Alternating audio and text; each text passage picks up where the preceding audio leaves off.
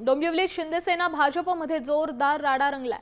डोंबिवलीतील कुंभार खान पाडा परिसरात गणेश घाट आणि रगाई मंदिर प्रवेशद्वाराच्या उद्घाटनावर हा वाद रंगला।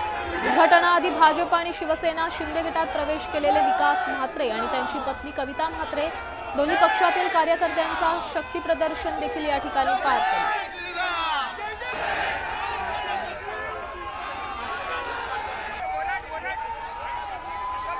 या संदर्भात अधिकची माहिती देतात आपले प्रतिनिधी संघर्ष गांगुर्डे। संघर्ष, काय सांगाल, नेमका वाद कशामुळे झाला?